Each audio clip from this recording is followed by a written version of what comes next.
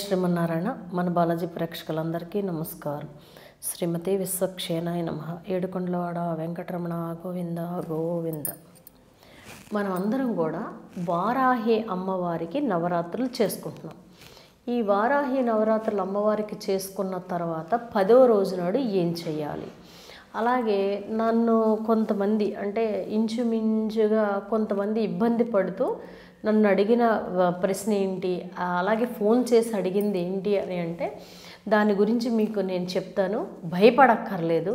ఎందుకని అంటే కొంతమంది భయపెడుతున్నారు కాబట్టి దాని గురించి. అలాగే నవరాత్రులు అయిపోయిన తర్వాత అమ్మని మనం ఏ రకంగా ఆరాధించుకోవాలన్నది కూడా మీకు నేను చెప్తాను. శ్రావణ మాసంలో ఏం పెడుతున్నారమ్మా, ఏంటమ్మా అనేసి అడుగుతున్నారు. ఈ సంవత్సరం వచ్చేటప్పటికి రంగనాథుడు కాయిన్ అనేది పెడుతున్నానమ్మా నేను 5 గ్రాములు. అలాగే రంగనాథుడు కాయిన్ కావాలి అని అనుకుంటే కనుక మీ అందరి గోత్రనామాలతోటి శ్రావణ మాసం అంతా పూజ చేసి మీకు ఇవ్వాలి కాబట్టి ఎవరికైనా కావాలి అని అనుకుంటే వాట్సాప్లో మెసేజ్ కానీ ఫోన్ కానీ చేసి మీరు బుక్ చేసుకోండి. అలాగే ఈ సంవత్సరం వచ్చేటప్పటికి ఏంటి అని అంటే వినాయకుడికి వచ్చేటప్పటికి ఎమతిస్ట్ గణపతిని పెట్టడం అనేది ఉంది. ఎన్నో రకాల శని దోషాలను పోగొట్టే ఎమతిస్ట్ గణపతి ఆయన కూడా కావాలి అని అనుకుంటే కనుక వాట్సాప్లో కనుక మీరు మెసేజ్ చేసినట్టయితే శ్రావణ మాసం నెల రోజులు పూజ చేసి మీ గోత్రనామాలతో పూజ చేసిన తర్వాత మీకు ఇవ్వడం అనేది ఉంటుంది. కాబట్టి మీకు ఎవరికైనా కావాలి అని అనుకుంటే కనుక వాట్సాప్లో మెసేజ్ చేసి బుక్ చేసుకుంటారని. అలాగే శ్రావణ మాసం కాదు, వినాయక చవితి అయిన తర్వాతే మీ అందరికీ నేను పంపించడం అనేది ఉంటుంది. శ్రావణ మాసంలో శ్రావణ శోభ కిట్ కావాలి అని అనుకుంటే కనుక పూజ ఐటమ్స్ వాళ్ళకి కనుక మీరు ఫోన్ చేసినా మెసేజ్ చేసినా పంపించడం అనేది ఉంటుంది. కాబట్టి ప్రతి ఒక్కళ్ళు కూడా ఈ అవకాశాన్ని సద్వినియోగం చేసుకుంటారని మనస్ఫూర్తిగా వేడుకుంటున్నాను. ఏంటి అని అంటే కొంతమంది ఫోన్ చేసి అమ్మ వారాహి నవరాత్రులు మేము మొదలు పెట్టాం కదా, వారాహి అమ్మని విగ్రహారాధనతో తప్ప ఫోటోలో ఆరాధిస్తే మాకు ఫలితం ఉండదంట కదా. తర్వాత ఇంకొకటి ఏంటి అని అంటే ఒక రకంగా చెప్పాలంటే ప్రతిరోజు అంటే కలశ రూపంలోనైనా సరే ఆరాధించాలి అనేసి అంటున్నారు. అది నిజమేనా అమ్మ? మరి మేము చేసేదంతా వృధాయేనా? ఇప్పుడు నవరాత్రులు చేసుకుంటున్నాము అనేసి అంటున్నారు. ఒక్కటి గుర్తుంచుకోండి అమ్మ, ఉగ్రదేవత ఎవరు? వారాహి అమ్మవారన్నా ప్రత్యంగర అమ్మవారన్నా ఇలాగ కొంతమంది అంటే దశమహావిద్యల్లో ఉన్న అమ్మవార్లు ఉగ్రదేవతలు.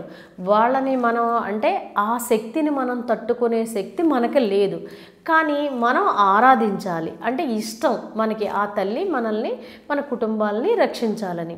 కాబట్టి ఆ తల్లికి నవరాత్రులు జరుగుతున్నాయి. అవి ఎలా జరుగుతున్నాయి? గుప్తంగా గోప్యంగా ఎవ్వరికీ తెలియకుండా ఒక రకంగా చెప్పాలంటే శాంతంగా చేసుకోవాలి మనం, ఎవరికి తెలియకుండా. పిల్లల్ని భర్తని కూడా చక్కగా పడుకోబెట్టి మనం చేసుకోవచ్చు.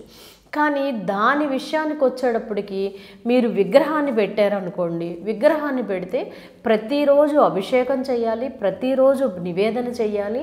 తర్వాత కొన్ని ఇబ్బందులు ఆ తల్లికి మీరు చేసిన తర్వాత ఆ తల్లి విగ్రహంలోంచి ఆ ఒక రకమైన కళ, ఉగ్ర కళ మీ మీదకు వస్తుంది. మీ మీదకు వచ్చినప్పుడు మీ ఇంట్లో ఏదైనా అనర్థం జరగచ్చు. దీని గురించి మీరు ఏ రకంగానూ భయపడకండి. ఎందుకని అంటే మీరు విగ్రహారాధన చేసినంత మాత్రాన ఫలితం వస్తుంది, లేదు ఫోటో పెట్టుకుని చేసినంత మాత్రాన ఫలితం రాదు అంటే అది అబద్ధం. ఎందుకని అంటే మీరు ఫోటో పెట్టుకుని ఆ తల్లిని చూస్తూ మీరు అర్చన చేసిన తర్వాత ద్వాదశ నామాలు చదివిన, అమ్మ కవచం చదివిన, దీపం పెట్టి ఆ తల్లికి పానకం పెట్టమన్నాను కదా, పానకం పెట్టి తర్వాత మీరు దానిమ్మ పండు నివేదన చేసిన ఫలితం మీకు ఖచ్చితంగా వస్తుంది. అలాగ ఎవరో చెప్పారని గనక మీరు విగ్రహాన్ని పెట్టుకుంటే ఆ తల్లి నుంచి వచ్చే శక్తిని మీరు తట్టుకోలేక మీరు చాలా అనర్థాల్లోకి వెళ్ళిపోతారు. కాబట్టి అది పక్కన పెట్టేయండి. అలాగే కలశ స్థాపనలోకి కూడా అమ్మని మనం పిలిచి మనం చెయ్యకూడదు. చేసామంటే ఇబ్బందులే. కాబట్టి అది కూడా మీరు ఎక్కువ ఆలోచించకండి. ఏం పర్వాలేదు, చక్కగా మీరు ఫోటో పెట్టి చేసుకుంటున్నారు కాబట్టి చక్కటి ఫలితాన్ని ఆ తల్లి మీకు ఇస్తుంది. సరే, తర్వాత ఇంకొకటి ఏంటంటే ఇక్కడ మనకి ఈ రోజున మన ఈ నవరాత్రులు 10 రోజులు అయిపోయాక దశమి రోజు నాడు, ఇది నేను చెప్పింది కాదండి, కావాలంటే వద్దిపత్తి పద్మాకర గురువు గారు పాదాలకు నమస్కారం చేసి మరి మీకు నేను చెప్తున్నాను. ఆ మహానుభావుడు చెప్పారు ఏమని అంటే 10వ రోజున దశమి రోజు నాడు ఆ తల్లిని అంటే అక్కడి నుంచి శాకంబరి దేవి కింద ఆరాధనలు జరుగుతుంటాయి కాబట్టి మీరు చక్కగా కూరగాయలు అవి అన్నీ తీసుకొచ్చి అమ్మవారికి చక్కగా నివేదన చేసి అది ఎవరికైనా పంచిపెట్టండి, గురువుల దర్శనం చేసుకోండి, పేదలకు పంచిపెట్టండి అని ఆ మహానుభావుడు చెప్పారు. కాబట్టి మీరేం చేస్తారంటే ఈ వారాహి నవరాత్రులన్నీ చేసుకుంటూ దశమి రోజు నాడు మీకు ఓపుకున్నంత లెక్కల్లో ఏ కూరగాయలు తెచ్చుకోవాలనుకుంటారో, ఎన్ని కేజీలు తెచ్చుకుంటారో, ఎన్ని పావు కేజీలు తెచ్చుకుంటారో తెచ్చుకొని ఆ తల్లికి ఎదురుగా అలాగా చక్కగా ఒజ్జిగా అందంగా పేర్చండి. పేర్చి ఆ తల్లిని చక్కగా స్వీకరించమని చక్కగా మీరు ఇది చేసిన తర్వాత మీరు కొన్ని కూరగాయలు మీరు తీసుకుని వండుకుని కొన్ని కూరగాయలు తీసుకెళ్ళి ఎవరికైనా పంచిపెట్టుకోండి. ఇలా చేసి చూడండి, మీరు చక్కటి అదృష్టం ఆ తల్లి మీకు ప్రసాదిస్తుంది. ఇది గురువుగారు చెప్పారు, పురాణంలో ఉందంట.